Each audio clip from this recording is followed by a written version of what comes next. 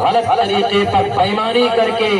دولت پیسے کمائے ہوں گے تو اس کو رب ذوالجلال کل قیامت میں کہے گا کہ آ جاؤ، اور جب لوگ سامنے آئیں گے، دعویدار آ جائیں گے کہ اللہ اس نے میری زمین پر قبضہ کیا تھا، اے اللہ اس کے پاس پیسہ، پاور، دولت، ساری چیزیں تھیں، میں غریب تھا، لیکن اے اللہ اپنے دولت کی وجہ سے 15 20 سال تک مجھے جیلوں کے اندر رکھا، اے اللہ کیس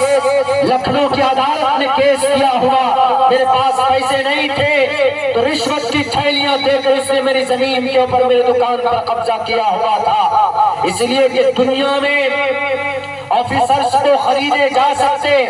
دنیا میں محنت کیا جا سکتا، پولیس والوں کو خرید سکتے، جج کو خرید سکتے، وکیلوں کو پیسے دے کر اپنے حق میں فیصلے کروا سکتے، لیکن ایک بات یاد رکھو، کل قیامت میں رب ذوالجلال جو تمام خداؤں کا خدا ہے، جو پرماتما، جو سرو شکتیمان اتھا دے بہار وسودیامان ہے، وہ کہے گا لمن الملک اليوم، آج کا بادشاہ کون ہے، آج کا پرماتما کون ہے، آج کا جج کون ہے، آج کا سپریم چیف جسٹس کون ہے، آج ہائی کورٹ کا جج کون ہے، رب ذوالجلال کہے گا لمن الملک اليوم، آج کا بادشاہ کون، آج کوئی رشوت نہیں چلے گی، آج کسی کی طاقت نہیں چلے گی، آج کسی کی کرسی کی زور کسی کے اوپر نہیں چلایا جائے گا، دولت کی وجہ سے کسی غریب کے اوپر ظلم نہیں ہوگا، اليوم لا تظلم نفس شیئا، کسی پر ذرہ برابر کوئی ظلم و زیادتی نہیں ہوگی، ایک ایک کا حق دیا جائے گا، جو غریب ہوگا یا اللہ انہوں نے میرے اوپر ظلم کیا تھا، اچھا ٹھیک ہے، نیکی آئے اس کے پاس، دولت لے کے آیا، نیکی کی دولت انبار لے کر آیا، اٹھاؤ اس کی نیکیاں، کتنا ظلم کیا، ظلم کے بقدر نیکی اٹھا کر دی جانے لگیں گی، روایت میں آتا ہے کہ یہاں تک کہ اس کی ساری نیکیاں جس پر اس کو گرو تھا، میں نے 25 مرتبہ میں نے حج کیے اور بہت ساری نیکیاں کی، کبھی اس کی نماز قضا نہیں دی، کتنا مبارک عمل ہے نماز، ایمان کے بعد سب سے بڑا درجہ نماز کا ہے، ایمان اگر کوئی نمازی ہے تو اس کی گواہی قبول ہوتی، لیکن پھر بھی اتنا مبارک عمل لے کر جا رہا ہے، لیکن کل قیامت میں رب ذوالجلال کہتا ٹھیک ہے آج مانتا ہوں اس کی بات، لیکن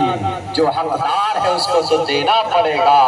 اس کو دینا پڑے گا، اس کی ایک ایک نیکی اٹھا کر دی جانے لگیں گی، ٹوٹل نیکیاں ختم ہو جائیں گی، ابھی اور لوگ باقی ہوں گے، اللہ میرا بھی باقی ہے، میرے بھی پیسے اس نے بےایمانی کیے تھے، مجھے ڈرا دھمکا کر مجھے رکھا تھا، میں نے نہیں مانگے لیکن میں نے معاف نہیں کیا تھا، اللہ مجھے چاہیے، اب اس کے پاس نیکی تو ہے نہیں، تو اللہ تبارک و تعالیٰ فرمائیں گے اس کی جتنے گناہ ہے، یہ جو دعویدار ہے اس کا گناہ ہے، اس کے اوپر ڈالو، اس کے اوپر گناہ ڈالے جائیں گے اور کچھ نہیں بچے گا، اس کو گھسیٹ کر جہنم اور نرک میں ڈال دیا جائے گا، اسی لیے اچھی بات ہے نیکی کریں، یہ عقیدہ ہو ہمارا،